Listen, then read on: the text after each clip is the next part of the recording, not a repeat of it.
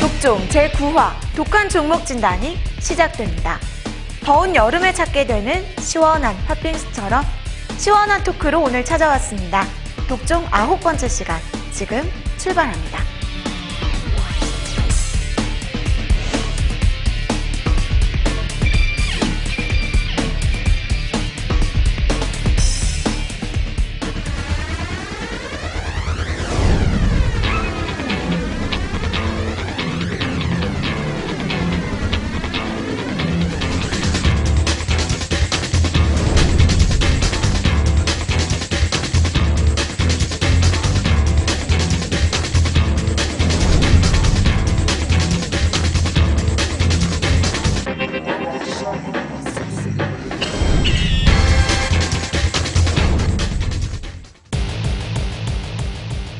화끈하게 털어드리겠습니다.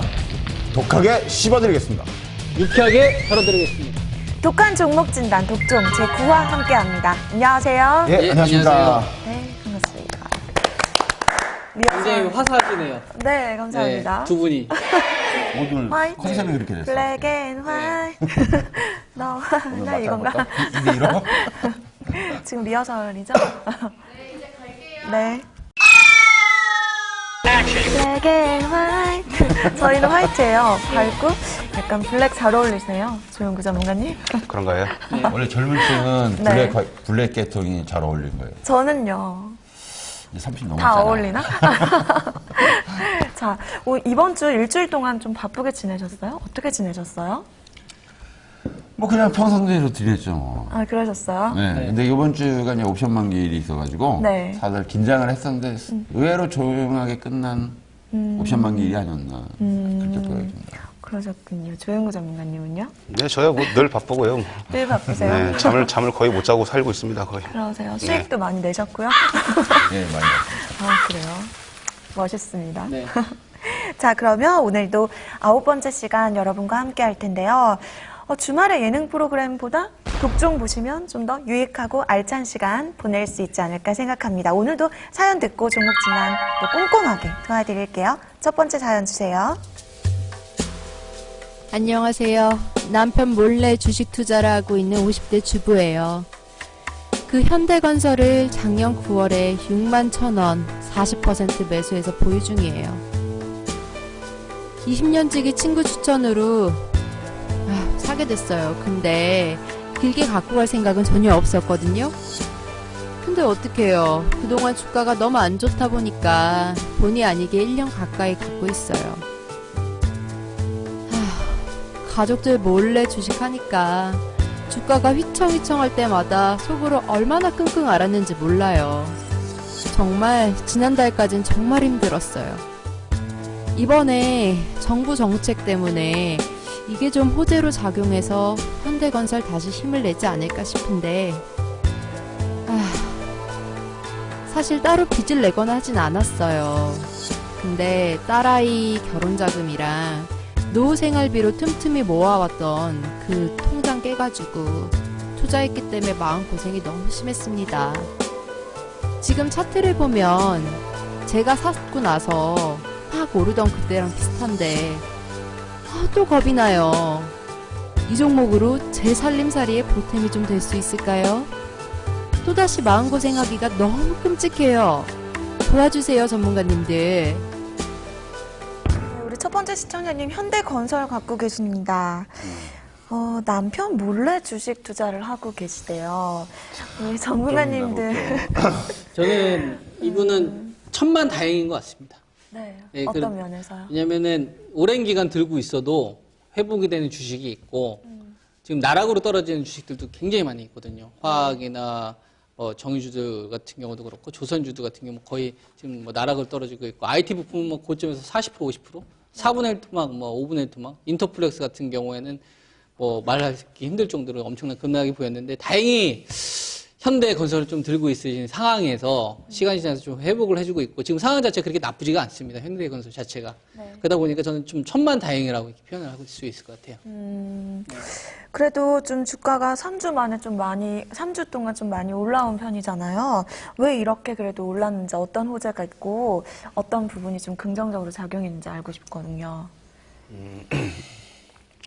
일단 뭐 건설사 중에서 사실 대형 건설사 중에서 플랜트 비중이 높았던 그런 기업들, 오늘 예를 들어서 뭐 삼성 엔지니어링 같은 기업 우리가 예전에 한번 한 적이 있었던 것 같은데요. 지금 오늘 폭락했죠 이제. 네, 제가 분명히 제 친구가 삼성 엔지니어링 다니는 친구가 절대로 사지 말라던 그 주식이 오늘 5%가 6% 폭락했거든요. 근데 건설사들 중에서 규모가 상대적으로 좀 작고 그리고 이제 플랜트 해외 공사보다는 이제 국내 쪽에 수주 비중이 좀 높은 애들 상대적으로 이런 기업들은 지금 다 신고가예요 사실상 건설 기업들. 뭐 서한 같은 용목군들, 뭐 동원개발 지역 부동산 쪽. 그래서 이제 현대건설 같은 경우도 사실상 과거 대비해서 플랜트 사고가 그렇게 많지가 않습니다. GS건설 마냥.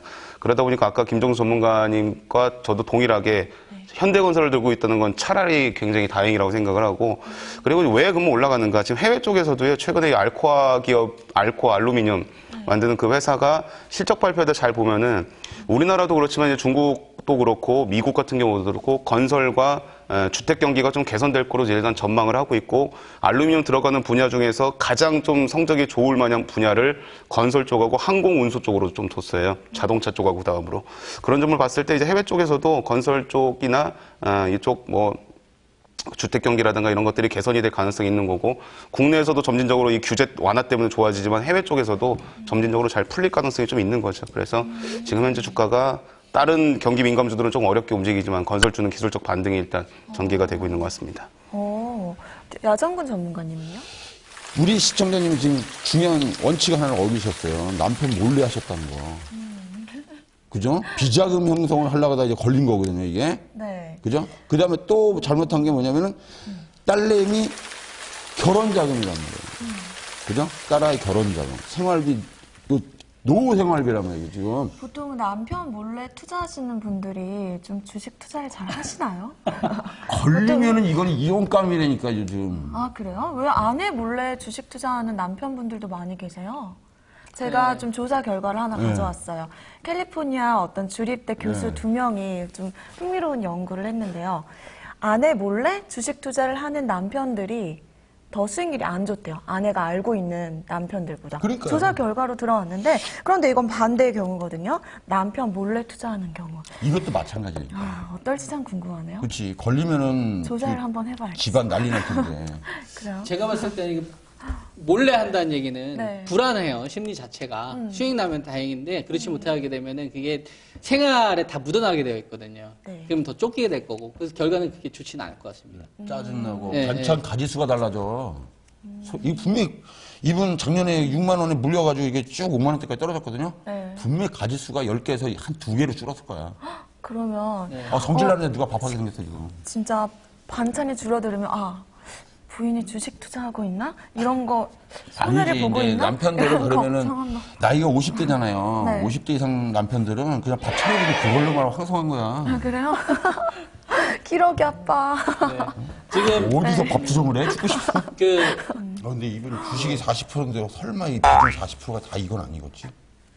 그 궁금하긴 하네요. 제가 봤을 때는 요거 하나만 들고 있는 거네요. 그런 것 같은데요. 그러면 이거 거의 몰빵인 건데. 근데 이분은 정말 남편 몰래 투자하지?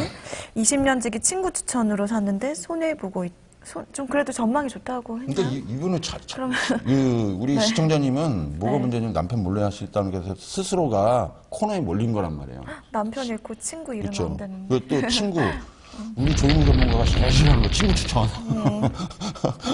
그렇기 때문에 이런 부분은 하시는 게 아닙니다. 근데 이분이 정부 정책 호재로 현대건설 다시 힘을 내는 것 같네요라고 말씀하셨거든요. 어떤 정부 정책이 있었죠? 지금은 건설사에 대해서 이 수혜에 대한 부분은 네. 저는 무조건 지역으로 집중을 해야 된다고 봅니다. 그러니까 아까 말씀하신 뭐 미분양 관련된 부분에 대해서도 좀 지원이 있었고 네. 그다음에 LTV나 DTI처럼 그 연봉에 대한 부분, 내 소득에 대해서 좀 더 은행에서 대출을 해줄 수 있는 이런 어떤 혜택을 주는데 실질적으로 그 우리나라 전국적으로 보게 되면은 활발하게 거래되는 건 아직도 미분양은 서울 쪽은 많고요. 잘 되고 있는 쪽은 대전이 아니라 그 대구 쪽이나 부산 이쪽이 잘 됩니다. 그러니까 그쪽이 잘 되는 거죠. 실질적으로 내가 정부 쪽에서 돈을 더 빌릴 수 있게끔 DTI에 대한 부분을 손질을 한다 하더라도 지금 사람들이 집을 사려고 해야 되는데 집을 사는 게 아니라 오히려 전세를 알아보거나 기다리고 있단 말이지. 그러니까 말 그대로 이거는 그냥 정책으로 끝날 가능성은 높고요. 네. 거기에서의 어떤 이슈 때문에 그냥 어떤 박스권 흐름을 보일 가능성이 맞다. 이렇게 보는 거죠. 정부 정책에 따른 그런 네. 뭐 주가에 영향을 미치는 그렇죠. 요인은 근데 이 크게 없다는 DTI도 거네요. 문제가 되는 게 지금 5대 도시, 5대 광역시는 서울특별시를 중심으로 해서 5대 광역시는 1순위에서 대출받을 수 있는 게 50%로 제한돼 있거든요. 이걸 풀겠다는 얘기인데 안 푸는 게 나을 텐데요. 왜냐면 지금 가계부채가 700조입니다. 700조. 사상 최대치를 넘어가고 있는데 이거 풀어주게 되면 사람들 가뜩이나 이런 먹고 살기 힘들어 죽겠는데 이걸 가지고 대출 더 받아갖고 하면은 경기가 안 좋으니까 당신들 국민들 여러분 먹고 살기 힘드니까 국가에서 대출을 더 열어줄 테니까 빚내서 사십시오. 이거밖에 더 돼요 지금. 그래요? 여기에 한 가지 더 재밌는 사실을 말씀드리면은 네. 지금은 1인 가구들이 되게 많이 번창되고 있잖아요. 그러니까 뭐 쿠쿠전자부터 시작해서 그런 것들이 좀 뜨는 거거든요. 밥솥 작은 것도. 네. 그러니까 이전에 베이비붐 세대 같은 경우에는 이제 가족도 많고 막 7남매, 8남매 이렇게 돼가지고 그 사람이 분가되면서 집을 많이 필요로 했단 말이죠. 네.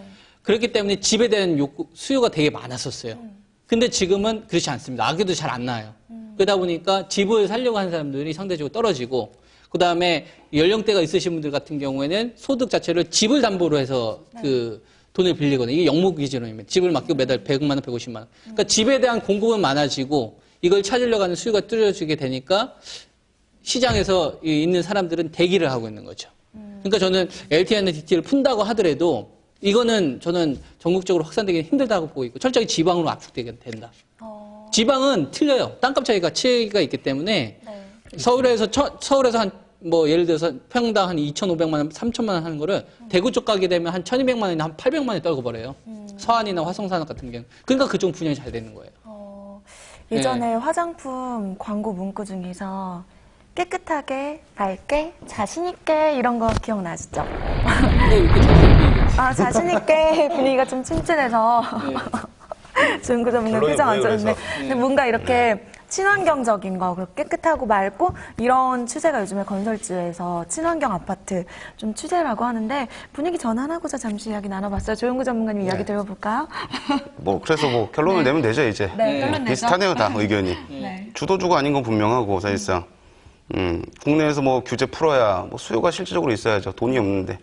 주식하는 사람들 다 지금 어떻게 보면은 여의도 증권거리만 가봐도 분위기 안 좋죠. 안 좋아요, 사실상. 거기서 술 먹고 이제 놀러 다니는 사람도 별로 없고. 그래서 현대건설 같은 경우는 저는 중립적인 의견으로 좀 보고요. 네. 크게 올라갈 일도 없고 위기가 올 일도 없다고 봅니다, 사실상. 그래서 저는 이제 가격을 봤을 때는 한 6만 5천 원에서 7만 원 사이가 최고점이 될 가능성이 높다라고 봅니다. 6만 5천 원에서 7만 왜냐하면 지금 원. 해외 쪽에서 부동산 경기가 살아난다라는 것이 현대건설하고 직접적인 관련이 좀 떨어질 수는 분명히 있는데 왜냐면 그 분위기 타서 또 한 번 더 올라갈 수도 분명히 있거든요. 그래서 밸류에이션상으로 봤을 때도 6만 5천 원, 7만 원 정도면 비싸지 않습니다. 밸류에이션 9배, 10배 정도 쳐주는 거기 때문에 그 정도면 딱 적당한 가격이 될 거라 보고 그 가격에서 그냥 점진적으로 비중 줄여나가시면 될 것 같습니다. 지금 현재 야전국. 크게 손실 구간은 아니세요. 지금 오늘 종가가 6만 400원이니까 매수가가 6만 1,000원이면은 많이 올라왔어요. 네. 예, 5만 원 초반까지 떨어졌다 지금 많이 반등은 좋습니다. 그러니까 지금 현 상태에서 6만 원급 이상이면은 600원을 아끼시려고 하지 마시고 아낄 걸 아끼세요. 600원을 아끼는 건 아닙니다. 이거. 이러다가 잘못되면 더 딸내미 시집 보내셔야죠, 시장에. 그죠? 그리고 노후에 텐트 치고 사실 일은 없을 거예요. 네. 혹시 몰라요? 나 한 만 주씩 들고 있을 수도 있어요. 그러니까 일단 그러면 100원을 좀 어떡하죠? 줄여주시고요. 그 다음에 최종 방어선을 본다면 이번 달 시가가 있을 겁니다. 이번 달 시가 밑으로만 안 빠진다면 나머지 10%를 보시다가 그 부분이 무너졌을 때 그냥 그 나머지 10%를 빠져나오는 게 낫다. 이렇게 보여집니다. 그런 식으로. 네. 네, 작년에 매수하셔서 오랫동안 들고 계셨는데 좀 그래도 많이 많이 빠졌다가 올라온 상태니까 그렇죠. 좀 한 20%에 대응하시기에 좀 25% 더. 가까이는 올라왔어요. 저점 대비. 그러니까 네. 일단 그 부분에서만 그냥 보시는 게 낫지. 이걸 가지고 괜히 가족들 마음 상할 수 있지. 또 딸내미 결혼식 앞두고 계신 분이 나중에 그 딸 결혼식에 가서 엄마 나 그 엄마 주식 투자 실패해갖고 나 결혼 제대로 안 됐어.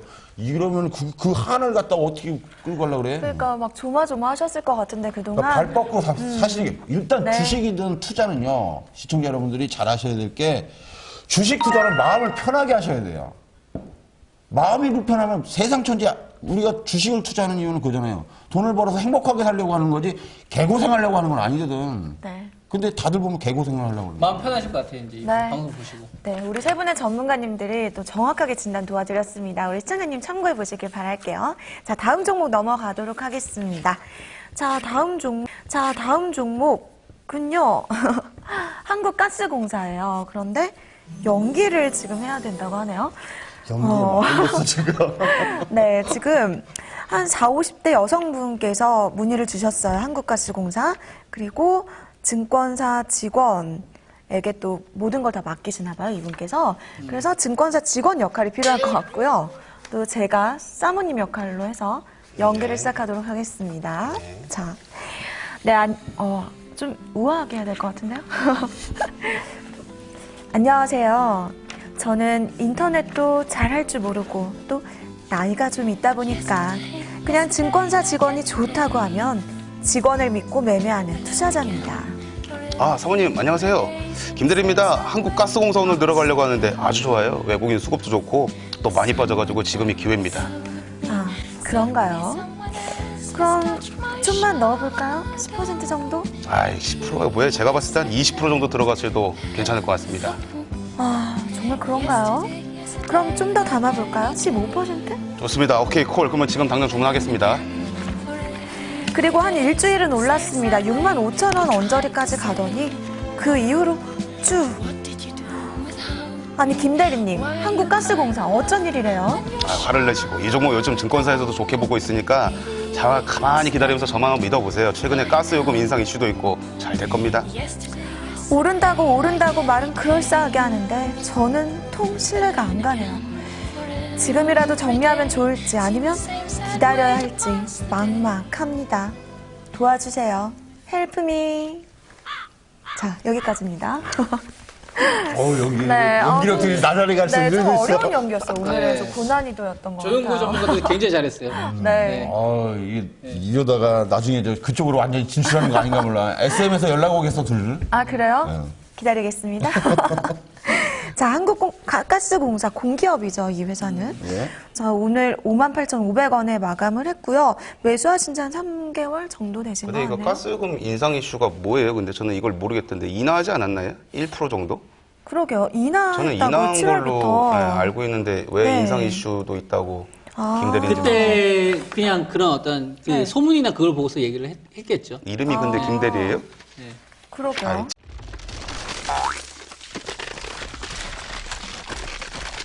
직책이 대리겠구나. 아, 대리. 김대리. 이 사람은 주식 그만두고 대리 기사를 시켜야 되겠네요. 지금까지 우리가 개그예요? 이름은 김대리, 직책 그런가요? 대리, 알바 대리, 네. 대리, 김대리 대리 기사, 김대리 대리 기사. 헷갈리네. 처음으로 웃겼어. 나날이 발전하고 있다니까. 아, 재밌어요. 연기를 시키니까 또. 연애 감각이 살고 있어. 네. 어쨌거나 이거는 인상이 아니고 인하로 저는 봤는데 이건, 네, 이거는 잘 이번 달부터 모르겠네요. 저도. 인하 소식이 있었어요. 그게 맞습니다. 근데 이 인하 소식이 좀 긍정적인가요? 부정적인가요? 저기 기업들한테 나쁜 거죠. 그래요? 네, 우리한테 나쁜 거고. 그래서 이걸 이 회사 1,000원에 입장에서. 팔던 거를 9,000원에 받아오면은 네. 그만큼 마진폭이 줄어드는 거잖아요. 한국 전력이 그래서 많이 올라온 거잖아요. 네. 전기요금 인상 이슈 때문에. 그럼 가스요금 인하하면 뭐 좋은 건 아니죠. 부정적이겠네요? 자, 근데 문제는 뭐냐면은 우리 시청자님들이 또 실수하신 게 지금 계속 오늘이 10화인가요? 11화인가요? 9화. 9화죠? 앞서가지 마시고요. 네. 9화인데 9화 동안에 보면은 총 우리가 한 34, 5종목을 했습니다. 그 중에서 30% 정도가 증권사 직원에 의해서 추천을 받아서 했는데 네. 30%가 전멸을 했어요. 무슨 말인지 아시겠죠? 증권사 직원을 믿지 마시라니까요, 제발요. 이번에도 증권사 리포터들 보고 믿고 하셨다가 다 잘살나잖아요. 그러니까 증권사 리포터를 믿지 마십시오. 걔네들이라고 해서 죄송한데 그분들 실력은 여러분들보다 어디 떨어질 수도 있습니다. 제가 단언컨대. 정말요? 예. 그러니까 증권사 전부 구조조정들하고 다 짐 싸고 나가는 거 아니에요. 정확하게 잘 했다면 그렇게 안 되죠. 왜냐하면 증권사의 수익 구조는 여러 가지가 있겠습니다만 제1 수익 구조가 뭐냐면은 고객의 수수료란 말입니다. 그러니까 계속 돌릴 수밖에 없어요. 안 돌리면 월급을 못 가져가요, 이 친구들이. 그 수익 많이 내는 객장 직원분들도 많이 계시던데요. 토마토TV에서 방송하시는 그런 거 있잖아요. 주식격언에 밀짚 모자는 겨울에 사라 이런 게 있는데요. 여름에 지금 미리 사두는 건 어때요? 이분께서 지금 비중 15%이시잖아요. 기회비용 상실. 기회비용 상실이에요. 그럼요. 오히려 차라리 다른 걸. 그러니까 지금 터지는 주식들, 잘 되는 주식들이 얼마나 많은데 아니, 근데 그런 지금 주식들이 일단 많고 갖고 계신데 뭐하러 손실 일이 들어가요? 구간이시니까 보니까 네. 지금 우리 지금 시청자분이 추가 매수해서 6만 3천 원이죠? 네 비중 15%니까 좀 더 네. 늘려서 수익 구간에서 이걸 파시면. 산 상태에서 그냥 끌고 가자는 얘기. 네. 좀 더 추가 매수해서 비중이 아까 몇 프로였죠? 15%요. 15%인데 이 추가 매수 해가지고. 네, 좀 단기적인 저는 거라고 반대입니다. 하셨는데, 반대요? 뭐하러 그렇게 해요? 그럼 어떻게 해요? 지금 이 주식은 그러니까 계속 중립이 계속 나와요. 아까 네. 현대건설도 중립 얘기하셨는데 조영구 전문가님께서 저도 이 주식 중립입니다. 그러니까 좋은 점은 작년에는 배당을 못 줬어요. 적자 났기 때문에. 네. 근데 올해 흑자가 났기 때문에 배당을 줍니다. 배당. 그러니까 배당 얼마 수익률이 주냐가 문제지. 한 2에서 3%선 정도가 지금은 좀 예상치예요. 네. 증권회사에서 바라보고 1,000원에서 있는. 2,000? 아니요. 시가 배당률로 2에서 3% 정도. 그러니까. 예, 그동안 그 그렇게 정도를 지급해 왔지 않나요? 했는데 작년에 못했어요. 아, 적자 작년에는 나가지고. 못했고. 예, 못했고. 그리고 단점은 뭐냐면 아까 얘기했던 대로 모멘텀이 없죠. 네. 아까 얘기했던 대로 그 인상을 해야 되는데 인하를 했으니까 모멘텀이 없는 거죠. 그러면은 주도주라는 게 정책이나 실적이나 모멘텀을 가지고 있어야지 주도주가 됩니다. 네. 예? 근데 그 가운데 모멘텀이 부재가 되니까 이 주식은 자기가 봤자 박스권 이상의 흐름을 보이기 힘들다. 이거죠. 그래서 이 주식은 올라오면 즉각 좀 매도를 해야 되고 기대 수익률 확 낮춰서 매매해야 돼요. 기준가는 5만 5천 원이기 때문에 네. 요거에 대한 리스크 관리만 하면 되는데 네. 그 가격대에서 일단은 그 배당률에 대한 기대가 있기 때문에 네. 유지는 되나 하지만 뭐 아주 좋다라고 우리가 얘기할 수는 없다. 그러니까 중간 정도 이상으로 좀 보기는 좀 어렵다. 이렇게 봐야 됩니다, 이 주식은. 배당 줄 돈 네. 있으면 얘들은 부채부터 좀 감소시키는 게 차라리 낫습니다. 부채가 어마어마하게 많습니다. 연간 이자 비용만 진짜 어마어마하게 많이 나가요. 그러니까 영업이익률 3.7%밖에 안 나오는데 거기서 그 벌어가지고 이자 내면 남는 게 없는 겁니다. 그래서 매출액이 지금 그래서 보니까 39조 원 매출액인데 예상이 영업이익이 1조 4천억 원, 순이익은 근데 5천억 원. 그러니까 이자가 어마어마하게 많이 나가고 있는 거예요. 그 예전에 자원개발인이 뭐니 한다고 의욕적으로 뭐 해외 자원개발 사업에 투자를 했는데 자원개발을 하고 나니까 유가도 안 오르고 아무것도 안 오르고 이러니까 별 재미 못 보고 있는 거죠, 어떻게 보면. 그래서 이게 모멘텀이 좀 저도 없다고 보고 아주 극단적으로 나쁘다라는 건 아니지만 중립입니다, 마찬가지로. 중립이다. 별로 이렇게 업사이드도 높지 않을 것 같고. 세 분 다 반등시 매도 의견이세요? 간단하게 정리되네요. 이거는 이 네. 가격에서 사시면 그렇게 수익률을 유지하기보다는 손실날 가능성이 커지는 부분이기 때문에 기대치가 뭐 낮은 것 같아요, 제가 꼭 봤을 때는. 이걸 사시고 싶다 그러면 저 같으면 저희가 이거 예전에 한번 매매를 한 적이 있거든요. 제가 이거 결과가 어땠어요? 물론 수익은 났죠. 저는 이거 3만 원, 뭐 5만 원 이상 쳐다도 안 봐요. 아, 그래요? 원칙이 그렇게 돼 있어요, 이 주식은. 한국가스공사 반등시 매도하자. 네. 이렇게 간단하게 정리하도록 하겠습니다. 의견이 압축이 되네요. 좀 오늘 일치가 샷발이 되네요. 첫 번째 종목과 네. 두 번째 종목과 의견이 지금 다 똑같아요. 그러게요. 네. 근데 그럴 수밖에 없는 종목들이에요, 이게 다. 그래요. 다음 종목 기대해 보겠습니다.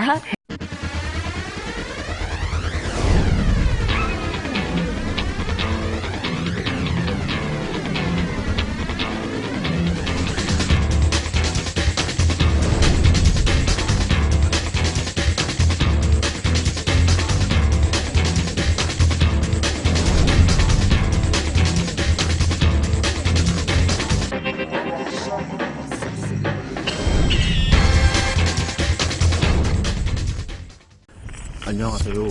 전업 투자를 시작한 지 6개월이 되어가는 40대 전업 투자자입니다. 전업을 하기 전에는 5년이라는 주식 투자 경험을 믿었기에 제 자신을 믿고 무작정 뛰어들었습니다. 제가 현재 궁금한 종목은 PN 풍년인데요. 지난달 3,420원에 비중은 30% 담았습니다. 직장을 그만두고 전업으로 주식을 하다 보니 아무래도 조금 더 공부하게 되고 신중하게 되더라고요.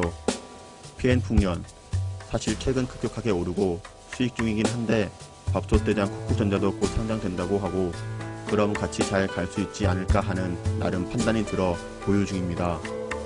저보다 경험이 많으신 전문가님들께서 이 종목을 어떻게 보시는지 궁금하고 제가 장기적으로 가져가 본다면 목표가를 어느 정도 생각하면 될지 같이 알려주세요. 네, 이번엔 PN풍년 종목이었습니다. 요즘에 밥솥주들 완전 정말 잘 가더라고요. 오늘도 PN풍년 비롯해서 또 뭐 있었죠? 리온쿠첸. 네. 52주 신고가 다시 썼어요. 리온쿠첸. PN풍년도 그렇고요. 실질적인 중국 네. 소비주죠. 소비 수혜주죠. 중국 네, 네. 그 시장의 그 중국 사람들의 밥맛을 사로잡고 있는 건가요? 뭐 그것도 있고 네. 마땅히 이제 이전에 잘 나갔던 중국 관련된 주식들이 네. 좀 내리꽂다 보니까 이런 주식들이 더 부각을 받는 거죠. 재밌는 게 중국인들이 우리나라에 들어오면은 지금하고 좀 다른데 이게 한 1년 전쯤에 중국인들이 우리나라에 들어오잖아요. 네. 밥솥을 다 쓸어가요. 쿠쿠하고 쿠첸하고 다 사가요. 그걸 사가지고 들고 들어갑니다. 그러다 보니까 이제 얘들이 이제 안 되겠다 싶어가지고 쿠첸하고 쿠쿠하고 아예 그냥 밥솥을 중국에다 수출을 하는 그런 쪽으로 이제 방향을 잡기 시작을 하면서 주가가 더 많이 오른 그런 이제 것이고 그리고 이제 중국인들이 이제 얼마나 우리나라 대한민국에 뭐 쿠쿠든 쿠첸이든 뭐 압력밥솥, PM 풍년에서 나온 압력밥솥 얼마나 더 사갈지는 모르겠습니다만 일단 숫자로 일단 찍히는 게 분명히 있고 PM 풍년이 조금 헷갈리는 게 숫자가 찍히는 거로만 봤을 때는 좀 비싸 보이긴 하는데 주가가 분명히. 근데 이제 만약에 이것도 중국에서 지금 이제 추출을 한다고 하는데 중국에서 얼마나 팔릴지 여부가 이제 성패가 되는 거고 케이스를 보면 락앤락이 중국에서 저 반찬통 팔다가 지금 반찬통 다 엎어져가지고 지금 반찬 다 쏟아지고 주가 쏟아지는 거 보니까 다 쏟아져서 주가가 지금 고점 되면서 어마어마하게 많이 빠졌어요. 그러니까 이런 테마 형식으로 보시면 돼요. 그러니까 메일유업도 분유 들고 나갔는데 분유가 장사가 잘 안 돼가 주가가 가면 또 빠그라지고요. 분유 다 쏟아졌죠 이제 또 그런 식으로 이게 개그가 되시는데. 아니 이게 그러니까 리온 쿠첸처럼 잘 풀리면은 더 갈 수도 있는데 만약에 메일유업이나 락앤락 같은 그런 스타일이 되면은 잘 안 될 수도 있어요 또. 그러니까 이게 방향이 좀 애매모호합니다. 지금 봤을 때는 제가 봤을 때 좀 어려워요. 쿠쿠하세요. 중국을 믿으시면 안 된다니까요. 네, 제가 좀 이런 거 할 땐 좀 기다려주세요. 하세요. 네, 쿠쿠전자 상장 소식에 네. 또 같이 이렇게 테마로 형성될 수 있다는 기대감인 거잖아요. 그렇죠. 그럼 우리가 좀 긍정적으로 볼 수 있는 거 아니에요? 그러니까 저도 이 지금 시가총액이 굉장히 좀 제가 작은 걸로 알고 있는데 한 400억에서 한 500억 정도 되죠. 종가 기준으로 딱 500억이더라고요. 딱 500억 정도 되죠. 저도 이 기업을 봤는데 그 압력밥솥이잖아요. 쉽게 말해서 전기밥솥하고 어떻게 보면 약간 경쟁력이 다르거든요. 압력밥솥이 밥이 맛있긴 더 맛있어요. 눌러서 하는 거기 때문에. 근데 이게 단순히 좀 테마로 보고 기술적으로 분명히 목표치가 다 왔어요. 중기 N자 목표치 다 와가지고 목표치 와서 기술적으로 보면 팔아야 되는데 현금성으로 이 기업이 지금 시가총액이 500억인데 현금이 지금 160억 가지고 있어요. 옛날에 이제 계양전기라고 시가총액이 한 800억 됐었을 때 그 기업이 현금으로 막 되게 많이 가지고 있었거든요. 그 주식도 나중에 이제 시간이 지난 다음에 엄청 갔는데 4,000원 갔었어요. 그 당시 한 2,000원이었는데. 현금성 자산이 한 160이 있고요. 그 다음에 보유하고 있는 건물과 땅도 보니까 한 165억 정도 됐고. 그 다음에 이자 부상 비율이 작년도까지만 해도 굉장히 안 좋았는데 올해 3 이상으로 좋아졌더라고요. 현금 흐름도 굉장히 좋았어요. 그러니까 이거 뭐냐면은 앞서 말씀드렸던 찍히는 숫자에 따라서 재무적으로도 굉장히 많이 좀 개선이 돼가지고 올라가는 게 그냥 순수하게 테마나 어떤 이슈 때문에 올라가면은 분명히 매도가 맞는데 이 실적이 동반되면서 매도가 되다 보니까 실적을 그 다음에 발표되는 걸로까지 한 번 더 볼까? 이거에 대한 부분이 있는 것 같습니다. 그렇다고 재무적으로 너무 형편없는 것도 아니고. 주식수가 몇 주죠? 한 1,000만 주 되나? 네. 그래서 제가 봤을 때는 이게 지금 비중이 30% 있으시잖아요. 네. 30% 있으시니까 한 지금은 목표치가 다 도달됐으니까 3분의 2 이상은 일단 수익을 다 확보해 놓고 수익 많이 나머지 3분의 1을 좀 보고 다음 실적까지 좀 봐도 되지 않겠느냐. 저도 완전히 똑같은 의견입니다. 절반은 좀 챙기고 이게 이런 지금 우리 토론이 분명히 작년에 리옹 쿠첸에 똑같은 토론으로 있었어요, 사실. 로엔 같은 경우도 그렇고 이게 더 가느냐 못 가느냐 앞으로 숫자가 찍히느냐 안 찍히느냐인데 찍히면 가는 거고 안 찍히면 그냥 말 그대로 메일유업 락앤락 되는 거고 이러는 거겠죠. 근데 일단 봐야 되는 예, 중국에서 이제 얼마나 밥솥이 잘 팔리냐가 관건인데 아까 김정우 전문가님께서 좋은 말씀해 주신 게 이 압력밥솥하고 전기밥솥하고 차이점이 있거든요. 중국인들이 전기밥솥에 꽂힌 이유는 편리함 때문에 꽂힌 거고요. 버튼 눌러놓고 물도 알아서 하면 다 되고. 근데 압력밥솥은 사실상 중국인들 예전에 과거에 보면은 가마솥에다 밥을 찌거든요. 그래서 압력밥솥이 중국인들 입장에서는 조금 더 매력적으로 보일 수는 있습니다, 분명히. 매력적으로 보일 수는 있는데 편리함으로는 이제 전기로 하는 게 제일 편한 거고. 근데 예전에 맛을 찾고 싶으면 사실상 가마솥밥이니 뭐 이런 거에 찾고 싶으면은 압력솥에다 찌는 게 사실 맞는 거일 수도 있죠. 그래서 이게 만약에 혹시라도 중국인들 또 꽂혀가지고 이 PN 풍년이 우리나라에서 아마 이게 압력밥솥은 점유율 1위로 알고 있는데 다 얘네들 갖고 있는데 이것만 만약에 중국에서 터지면은 주가가 여기서 훨씬 더 갈 수도 있어요, 예상 외로. 하지만 숫자가 안 나오면은 여기서 이 고점이 될 수도 있다 이거죠. 그래서 절반을 일단 매도하고 나서 나중에 숫자가 나오는 거를 한번 좀 지켜보면서 대응하는 게 차라리 맞을 것 같습니다. 저는 이제 3분의 2선 정도는 N자 목표치가 단기간이나 중기 목표치가 도달됐기 때문에 3분의 2 정도 챙겼다가 다시 이렇게 조정이 나오는 구간에서 다시 공략을 해도 될 것 같다. 예. 그게 맞아요, 지금. 네. 그 조영구 전문가하고 네. 김영수 전문가와 함께 맞고, 왜 그러냐면 이분이 지금 우리 시청자님이 40대 전업투자자입니다. 여기서 돈을 못 벌면 온 가족이 다 앉아야 돼요, 지금. 거기다가, 걱정하시는. 왜 그러면 이분도 지금 제가 볼 때 특히 40대에서 전업 투자하시는 분들 쓸 건 돈 다 써야 되거든요. 절대 이 사람들이 돈을 줄이진 않습니다. 그러니까 내가 전업을 해서 만약에 주식 투자에 실패할 걸 대비해서 아낄 건 좀 아끼고 이렇게 하는 게 아니라 이걸 내가 한 달에 500만 원을 들어가면 그 500만 원을 벌어야 되는 거야. 그렇게 생각하고 있어요. 자기 실력은 뒷전이고. 그러다 보니까 몰빵 스타일이 많이 납니다. 지금 보시면 주식 비중이 90%예요. 네. 여기서 삐끗해갖고 한 방에 날아가면 이 사람은 그 가족들 못해요. 원래 근데 전업을 하면 주식을 거의 100% 들고 다녀요. 맞아, 전업 투자자. 현금 있으면 뭘 자꾸 사요. 그러니까 깡통 차는 거예요. 개인 투자가 90%가. 문제는 뭐냐면은 40대의 전업입니다.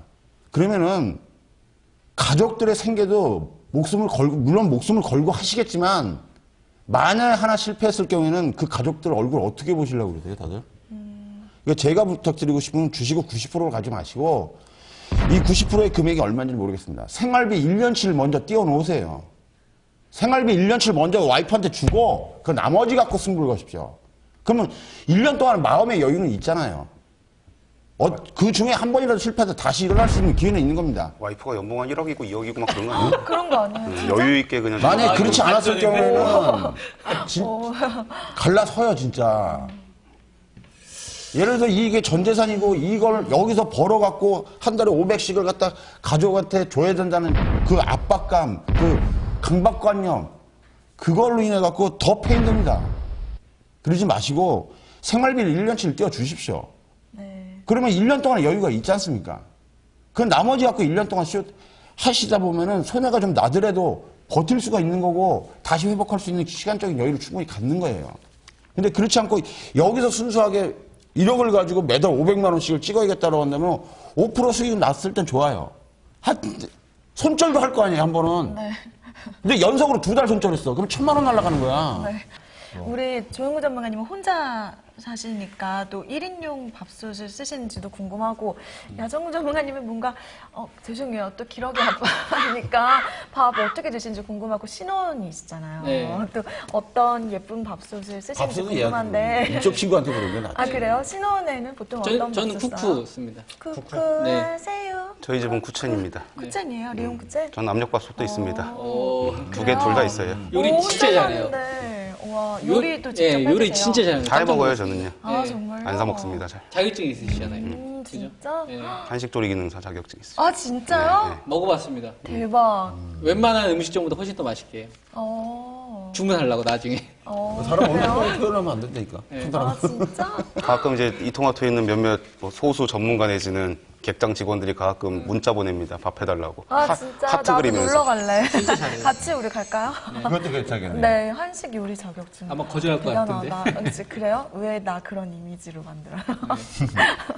저는 뭐 정리를 하면은 뭐 맞는 것 같네요. 아까 뭐 절반은 일단 매도하고 네. 나머지는 좀 숫자 찍히는 거 보면서 움직이면서 좀 전업이니까요. 말 그대로 이 사람은 뭐 직장인도 아니고 전업을 하면 실시간으로 볼 수 있을 거 아닙니까? 동향이라든가 이런 거 좀 파악을 하면서 네. 나머지 주식을 어디까지 더 끌고 갈지를 결정을 하는 것 같고 네. 목표는 지금 산정하기가 여기 지금 현재 입장에서 산정하기가 상당히 좀 어렵다라고 네. 말씀을 좀 드려야 될 것 같습니다. 제가 볼 때는 일단 비중을 좀 줄여주시는 건 맞습니다. 근데 일단 원금만 줄이십시오. 원금만 빼세요. 그리고 이익금만 들고서 6,000원 선을 공격 들어가는지 6,450원 정도 나오는데 거기가 도달하는지를 보십시오. 앞으로 20%에서 30% 정도 더. 그래서 만에 방어선은 4,000원 정도 보시면 될 거예요. 그러니까 원금을 먼저 빼시고 이익금을 딱 들고서 내가 4,000원 선에서 대기시키는 거예요. 그래서 4,000원 안 무너지고 먼저 여기서 지금 5,000원이거든요. 오늘 종가가. 그러니까 위로 30%를 더 올릴 것이냐 아니면 25%를 뺄 것이냐를 놓고 게임을 하시면 될 것 같아요. 그래서 그러면 마음의 여유는 있잖아요. 네. 그죠? 원금을 했어요. 원금을 회수했으니까. 그리고 회사에 수시로 전화를 한번 해보세요. 밥솥 잘 팔리냐고 물어도 보시고. 그런 거 좋을 것 같아. 네, 진짜. 그거 뭐 얘기 다 잘해줍니다. 예전 리옹 푸첸도 얘기 잘해주더라고요. 네. 보면은 아니면 이제 뭐 중국 사이트에서 이 PM 풍년의 밥솥이 어떤 메이커로 팔리는지 모르겠지만 그걸 중국 사이트에서 바이두라든가 이런 데에서 실질적으로 팔리는지도 보시면 돼요. 그러면은 조금 더 디테일하게 간다는 거고 우리나라 인구수의 수십 배 아닙니까? 네, 우리나라에서 판매되는 거 수십 배가 중국에서 팔리면은 주가 수십 배 가는 거예요, 똑같이. 네, 대박 종목이 될 수도 있고 근데 안 팔리면은 이제 직접 써보면 되겠죠, 뭐. 직접. 예, 직접 써보고 좋은지 안 좋은지. 주주 됐고 돈 많이 벌었으니까. 네, 뭐 한번 사가지고 한번 전기밥솥. 잘 팔릴까 한번 하는 것도 괜찮겠죠. 자, 그렇게 정리를 하도록 하겠습니다. 네, 알겠습니다. 와이프 되시는 분이 돈을 많이 버셔야 될 것 같아요. 이게 남성 시청자인지 여성이신지 몰라요. 남자 그것까진 같은데? 몰라요. 여성이실 수도 있어요. 40대 전업 투자자로 근무하셨거든요.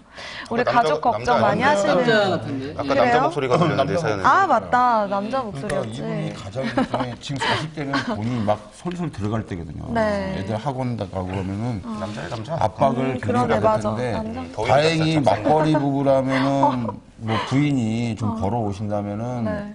부인이 뭐 생활비를 대고 남편분은 전체적으로 주식을 투자를 하시겠다라면 좀 괜찮긴 하지만 하여튼 비중 조절 잘 합시다 하십시오. 빨리. 네. PM 다음 풍년. 종목 봅시다 이제. 네. 비중 조절도 잘 해보시면서 수익 실현 많이 하셨으면 좋겠습니다. 다음 종목 살펴볼게요. 다음 종목도 연기가 필요합니다. 이제 연기 물이 오르나요? OCI 종목인데요. 이 종목, 두 분께서 해주셔야 될 것 같아요. 김정수 전문가님, 그리고 네. 야정군 전문가님. 두 분 동료예요. 자, 연기 시작해주세요. 네. 스타트. 안녕하세요. 서점에 가면 주식으로 10억을 벌었다거나 대박난 사람들이 참 많던데 그런 책들을 보며 나와 동떨어진 사람들의 이야기라고 절실히 공감하는 30대 직장인입니다. 주변에 주식으로 결혼 자금을 벌었다니 창업을 했다니 그런 이야기들이 참 많이 들었던 때였습니다. 준수 씨 굿모닝. 아, 네, 안녕하세요. 무슨 좋은 일 있으세요? 야, 나 이거는 30% 먹었다, 30%. 네? 30%요? 대체 어떤 종목으로? 아이, 그거 꼭 가르쳐 주게. 너만 알아야 된다. 네, 알았어요. OCI라고 잘 나가요. OCI? OCI? OCI? 잠깐 메모 좀 해보고. 너는 영어가 안 돼, 영어가. OCI? 따라해봐, 발음이 그렇게. 옛날 동양 제철화가 아니었어요? 그건 몰라도 되고, 영어로 해. 글로벌 시대에. OCI. 그래. 주식의 주자도 모르는 제가 차트와 수급을 따졌겠습니까? 수익 30%라는 말에 그냥 어디에 홀린 듯 무작정 따라 들어가게 되었습니다. 그리고 며칠 뒤 21만 8,500원까지 경신하며 승승장구하던 그때 선배님 안녕하세요. 아이고 선배님 덕분에 제가 요새 좀 살만합니다. 얼굴이 폈다, 너. 아 막 장난 아니에요. 사랑받는구나. 그러니까요. 제가 좀 더 좀 더 가지고 가려고 합니다. 그거? 예. OCI? 예. 그거 다 올랐는데 가져가려고? 나 팔았어. 저 더 가져가려 합니다. 나는 팔았는데. 하여튼 잘 해봐. 근데 네. 파는 게 좋을걸? 아, 그래요? 방송에서 너무 떠들어. 그리고 주가는 바로 곤두박질 쳤고 다시 오르기로 했지만 직전 고점에 눈이 먼 저는 그만 이렇게 지금까지 갖고 있게 되었습니다. 눈을 찌르고 싶어요. OCI 저의 첫 종목이자 마지막 종목이 될 것 같습니다. 이렇게 소심한 사람은 주식하다가 죽겠습니다. 전문가님들 OCI 매수가까지 회복 가능할까요? 큰 욕심 없습니다. 원금만이라도 찾고 싶네요. 네, OCI 종목이었으면 두 분 연기가 아주 명연기. 욕심을 너무 부리고 대본에도 없는 애들이 지금 몇 개를 친 거예요 지금. 진짜요. 하다 재밌어. 감탄했습니다. 네. 뭐 CF라도 따내려고 그래. 그러니까요. 뭔가 욕심이 있는 것 같긴 하네요. 어디 뭐 AIG나 뭐 이런 데서 뭐. LIG? 사는구만 이거. 이런 거라도 한번 따보려고. 오늘 개그감이 참 좋네요. 근데 대본으로 있으니까 재밌어서 네. 네, 문장으로 있는 것보다 대화 주고받는 거니까 그러니까 재밌더라고요. 잘하시네요. 연습 좀 하셨나 봐요. 네, OCI 갖고 계신 우리 시청자님. 비중이 50%이시네요. 15만 6,500원에 마감을 했고요. 50%고 이게 15%. 15%예요. 연중 50에 이게 최저가. 15죠? 그러네요. 다행입니다. 15% 들고 계신데 오늘 연중 최저가란 말이에요. 바닥을 좀 다지는 중이라고 볼 수 있을까요? 바닥이 아직 떨어질 때가 한참 남았구나. 더 떨어져요? 그럼요. 아이고. 이 주식은 OCI는 네. OCI뿐만 아니고 지금 막 신저가를 기록하고 있는 뭐 화학주도 그렇고 조선주도 그렇고 뭐 삼성전자 같은 경우도 굉장히 좀 안 좋은데 2분기 실적이 안 좋을 거라고 생각하는 주식은 그냥 매도해요. 지금 시장이. 그 실적이 발표가 되기 전까지는 바닥이 잘 확인되지 않습니다. 대표적으로 삼성전자가 실적 기대치가 굉장히 낮았는데 8조 원대 붕괴될 수도 있다라는 그것 때문에 주가가 시장에 반등이 나오는 부분에 계속 소외받으면서 떨어졌단 말이에요. 그리고 나서 정작 실적 발표되는 7월 8일 날 어닝 쇼크 나왔는데 안 빠지고 오히려 그때부터 128만 원짜리에서 왔다 갔다 한다는 얘기죠. 그러니까 실적에 대한 불확실성이 제거가 돼야 됩니다. 네. 그래서 OCR 좀 제가 좀 파악을 해보니까 7월 24일 날 실적이 좀 발표될 예정이래요. 예, 여기 뭐 전후로 해가지고 약간의 좀 오차는 있겠지만 네. 일단 기대치가 좀 많이 나빠져 있는 상태고 그렇기 때문에 일단 7월 24일 실적이 발표가 되기 전까지는 저는 지금 관망하는 게 좀 맞지 않나 예, 이렇게 좀 판단을 합니다. 조용구 전문가님은 어떻게 보세요? 보통 저한테 네. 안 물어보는 업종이 있는데 태양광하고 조선, 화학, 정유 이거 저한테 절대로 안 물어봅니다. TV 방송에서도. 완전 부정적으로 보시는 거예요? 그냥 그분은? 무조건 진단만 들어오면 무조건 매도입니다. 이건 다. OCI도 그렇고 조선주 매번 네. 똑같은 얘기합니다. 일단 중국에서 태양광 업체들이 좀 더 망해줘야 됩니다. 망해줘야지 우리나라가 살아남아서 올라갈 수가 있어요. 근데 하반기까지는 좀 더 망할 전망이고 네. 망해야지만 내년에 조금 더 올라갈 수 있지 않을까. 내년에는 그래도 좀 나아질 가능성이 있지 않는가. 네. 이런 정도로 보고요. 그래서 저는 이거 그냥 월요일 시가 매도로 그냥 강하게. 김정수 전문가님 말씀한 게 딱 맞아요. 네. 실적 발표돼서 오히려 불확실성이 제거되면은 네. 그때 기술적 반등 정도 나올 수 있습니다. 네. 아니면 그전까지 계속 빠질 수도 있죠. 잠깐 빨리 매도 일단 하시고 네. 나중에 다시 복수를 할 때 다시 들어가시든가 아니면은 저는 제일 좋은 거는 다른 좋은 종목을 찾아서 들어가시는 게 훨씬 더 나을 거라고 봅니다. 맞아요. 그러세요.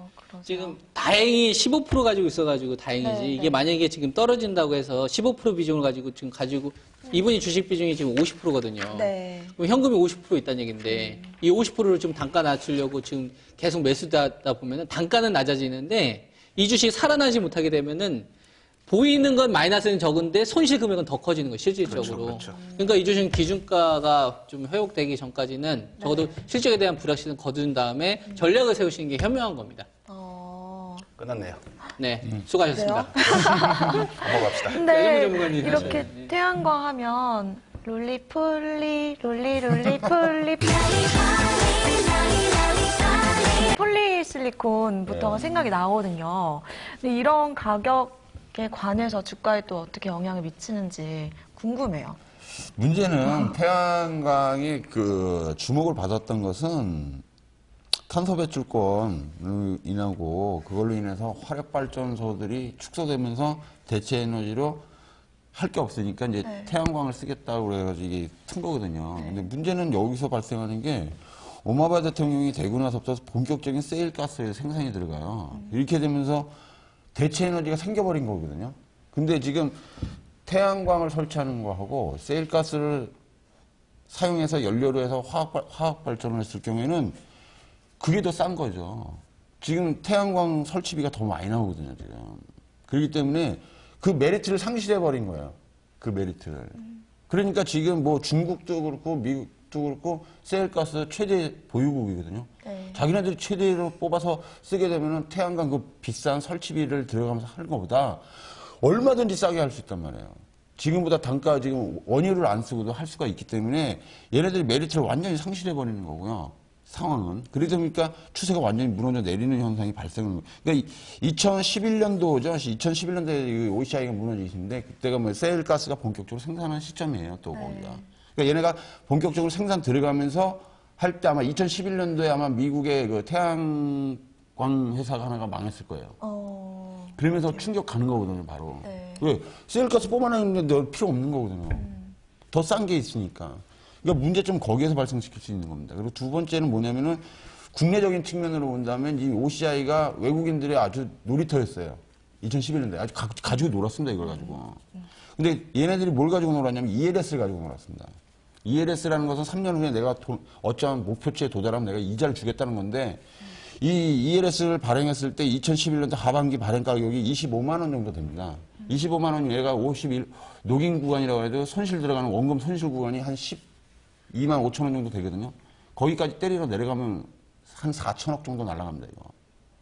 그러니까 ELS를 사신 분들 개인 투자 다 날아가는 거예요. 지금 ELS에서 충격을 제일 많이 받는 게 이제 현대중공업입니다. 현대중공 16만 원 내렸죠.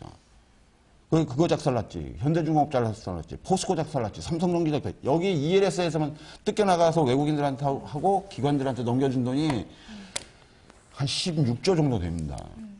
그러니까 앉아서 당하는 거예요, 지금. 압력밥솥 몇 개나 사죠? 16주면? 중국에서 다 하나씩 줘.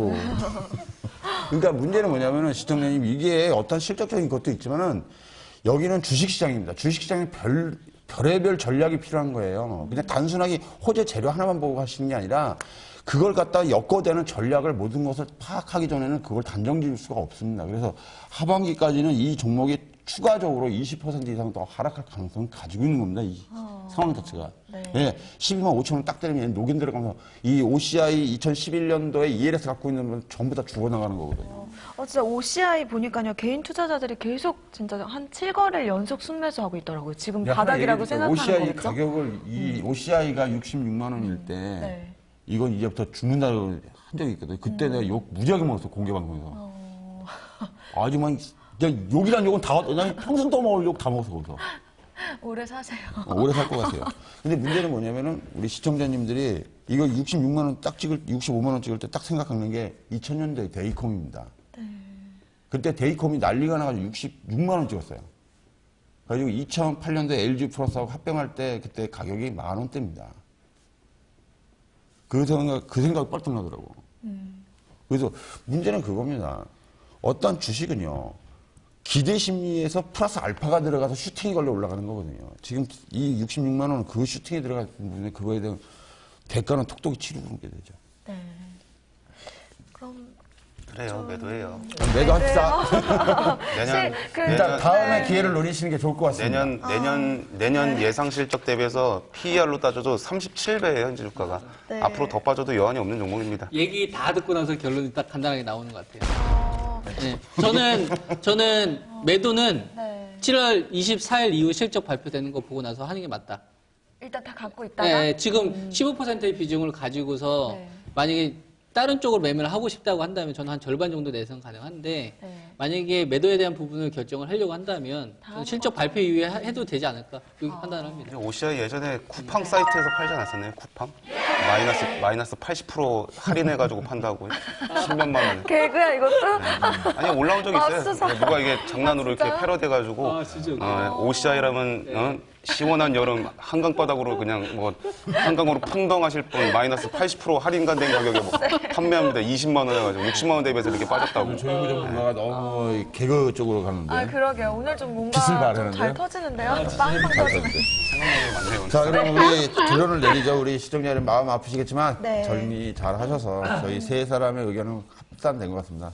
정리 네. 잘 하시기 바랍니다. 반등시 매도 일단 네. 조금 실적을 보고 판단하자라고 하셨습니다. 네. 자, 이렇게 오늘도 네 종목 살펴봤는데요. 오늘 뭔가 아쉽기도 하고요. 좀 더 그러게요. 진단을 더 많이 도와드리기도 그렇다고 싶고. 시간을 더 늘려달라고 요청하셨거든요. 네. 좀 이렇게 또 소중한 저녁 시간 내셔서 독종 시청해주신 여러분 감사합니다. VOD로도 시청 많이 하시잖아요. 1등합니다. 정말 감사드립니다. 더욱더 발전하는 독종 되겠습니다. 자, 오늘은 여기서 인사드리도록 하겠습니다. 고맙습니다. 감사합니다. 오늘 뭐 드시고 오셨어요? 뭐 잘못 먹었어. 네, 오늘 좀 기분 좋으신가? 뒷심말이 하네. 지난번에 네, 깜짝 놀랐어요. 무슨 약 먹고 온다 그러더니 진짜 약 먹고 왔다. 아,